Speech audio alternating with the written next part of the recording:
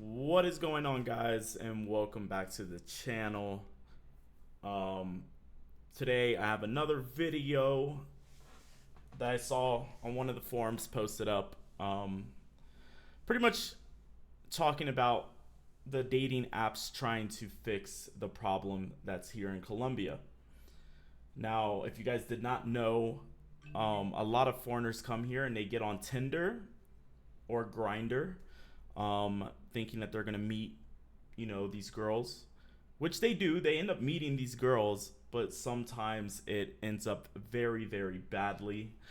So you have to. It's not like using Tinder in the U.S. or in any other country, where you kind of have to worry about like, oh, am I gonna get drugged? Am I gonna get robbed? Obviously, you should always have that worry meeting somebody online, but it's not the same situation here in Colombia. Um, the past couple months, it's probably been going on longer than this. I just started following it more and more. Uh, I think on Grinder, I think somebody had posted that there was, I think this year alone, four guys that met other people on Grinder. They ended up getting murdered. Um, but I really couldn't find. I found like one thing talking about it. I might have to do another video on this, but this video is going to be primarily based on. I haven't even read this full thing yet, so I'm reading it with you guys. Um, I think they start actually talking about. So they start talking about this guy, and this was posted on March 5th. It says that the Colombian city of Medellin is the epicenter of a drug and rob cases linked to the use of dating apps such as Tinder and Grinder. They start talking about this guy's. So this is they're gonna start talking about one guy that this happened to, and this guy actually took the time to kind of do a little bit more background research on the girl, and this same situation still happened. So, with his Tinder date due to arrive at his Airbnb any minute, the guy named BK locked his laptop, phone, wallet, and US passport in the guest bedroom. He hid the key inside a sock of the drying rack, eager to avoid making the same mistake twice. That dude is very, very smart, because a lot of people don't do that. They just leave their stuff out in the open, and they bring these girls that they meet from online home, and they wake up after getting drugged with all their stuff gone. So at least he kind of took the precaution. It's really all about minimizing the risk of things, right? There's always a possibility that this type of thing will happen, but the main thing is trying to reduce the risk. The more things you do to minimize the risk, the less chance of it happening. And even if it does happen, the damage that is done is way less than if you had all your stuff, expensive stuff, out in the open. So, BK, an investment banker from the US, had done his homework before setting up the date with the 40-year-old woman named Catering, I think. After she told him that she worked as a doctor at a major hospital and sent him photos of her uniform, BK ran her ID through the police database. The security guard at BK's building took down her information when she arrived.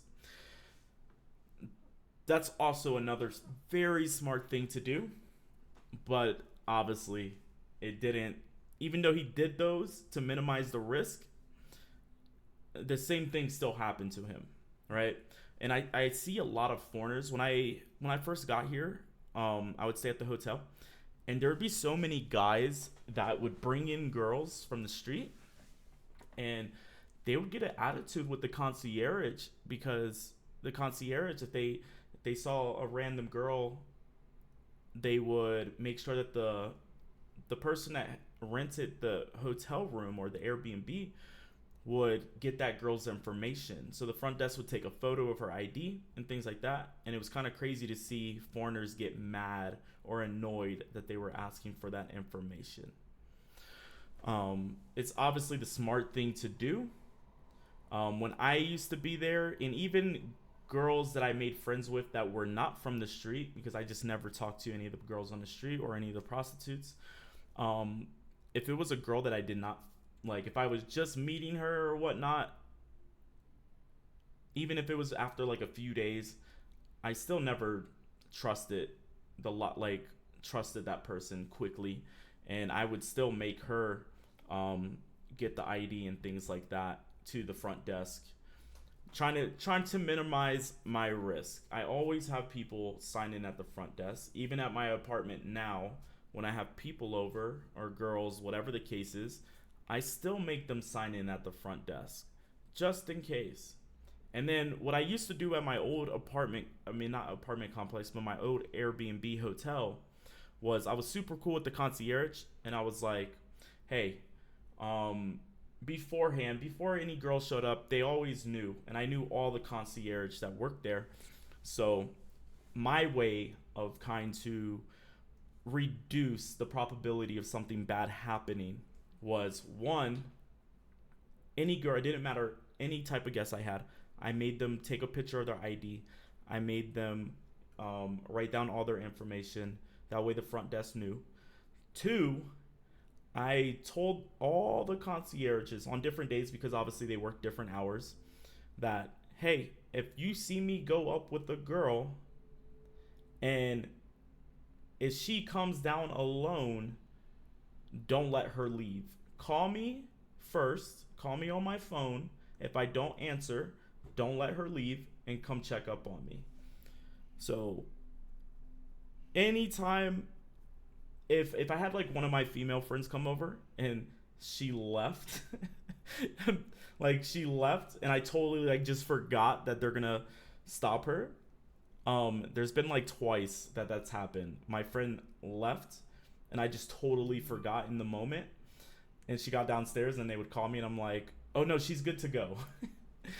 But it's just taking those precautions could, you know, you can try to find a solution to the issue really, really quick. So like, just in case, if I was one of these guys that took a prostitute home or something like that, and that girl left without me walking her out or anything like that, then hey, they're gonna stop that girl and make sure that everything is good before they let that girl go. So she can't get away with anything. If I did end up ever getting drugged, they would quickly check and things like that, because most of those girls will drug you, they'll take all your shit and instantly leave really, really quick. And the sooner that you can be found, if you did get drugged, the better off you will be. So let's see. Let's continue on with the story. He said that he never felt threatened. BK, who requested to be identified by his initials and feared for professional repercussions.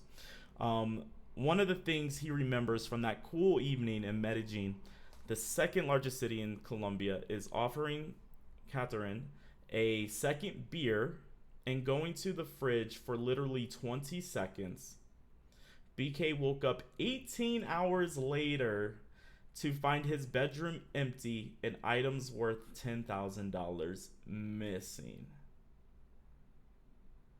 That is crazy. I'm wondering if they got into the other bedroom, if she found the key.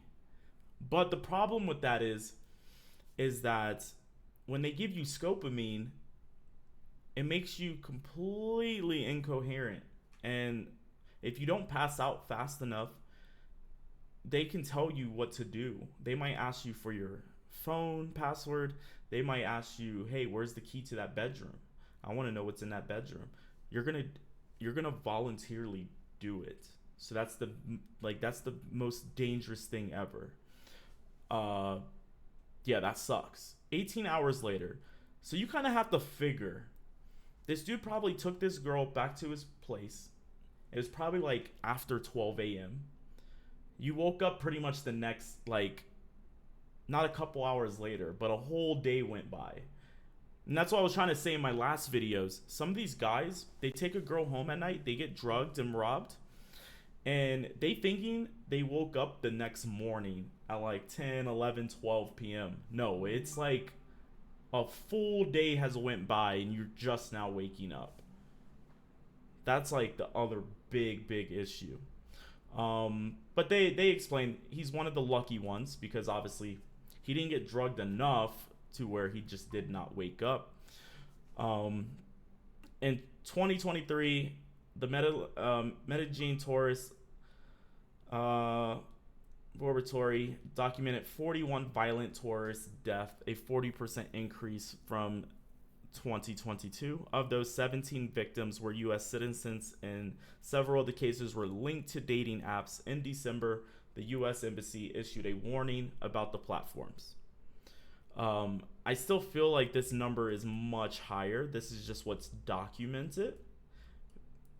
Because, like I said, when I was here and I got here back in May, on like all the like Facebook pages that the expats have, there was like somebody getting drugged, somebody getting robbed or murdered or missing or killed or kidnapped at least once or twice a week. The whole time I was here, and I've almost been here almost a year. And those were just like the reported like crimes. But you can do your own research. Like some people don't post up in the forums. Some of these things don't get posted up in the news. But you can search all over YouTube and you can find stories from different people that uploaded certain things. There's just always multiple things that always go on. Let's see what they're talking about.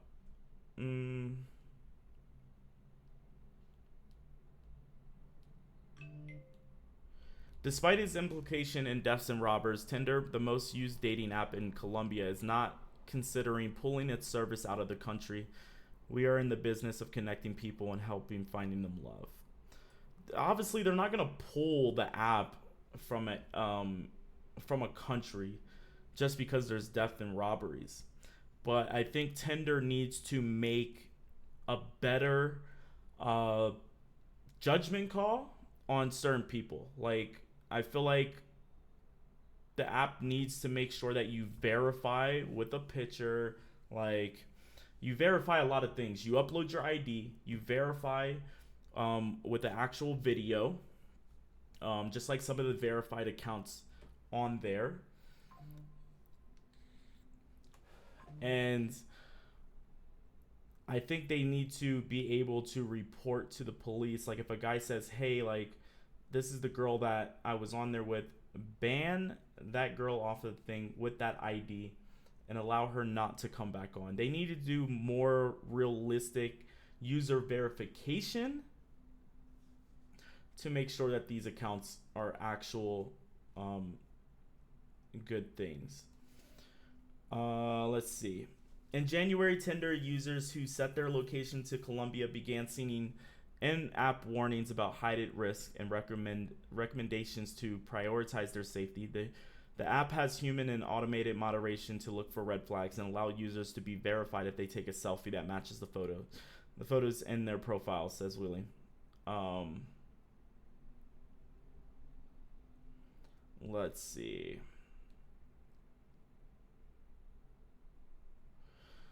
Yeah, so it looks like earlier this year, the local government began applying measures to reduce crime, including police inspections to root out drugs, weapons, and minors engaged in sex work. In February, the police captured 3 men who worked with women to rob nearly a dozen tourists of estimated $20,000.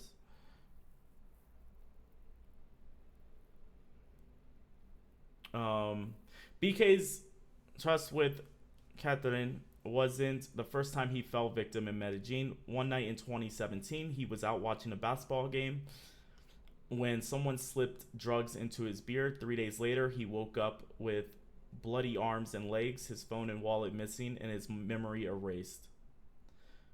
The guy said he could have died. He mustered the courage to come back to Medellin 5 years later, eager to replace that sour memory with a pleasant one, but that never happened.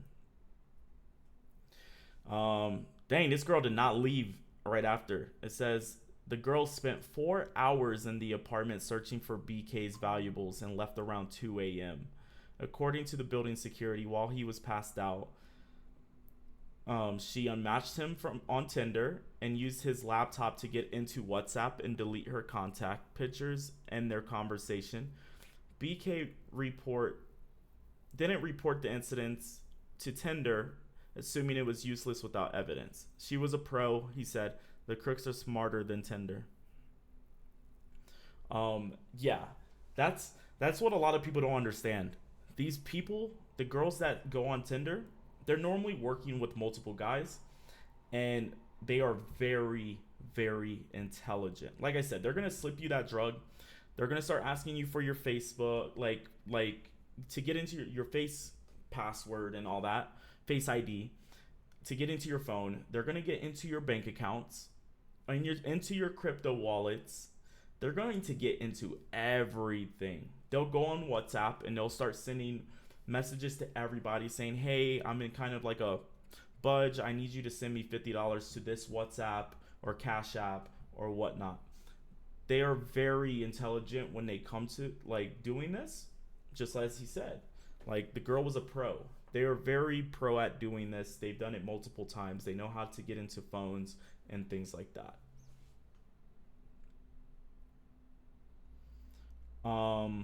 Let's see. According to Walling, Tinder support team can recover someone's profile even if they match their victim after an attack.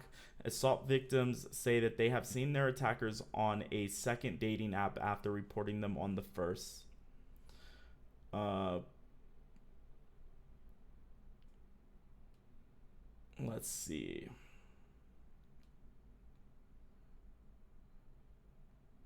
Oh, here goes another incident. A self-described professional dater, Carlo, traveled from Italy to Medellin in 2020. After he invited Andrea, a 20-year-old he met on Tinder, to his Airbnb for a drink, he lost everything, including 2 phones, 2 watches, a laptop, and €300. When it's too good to be true, just be careful.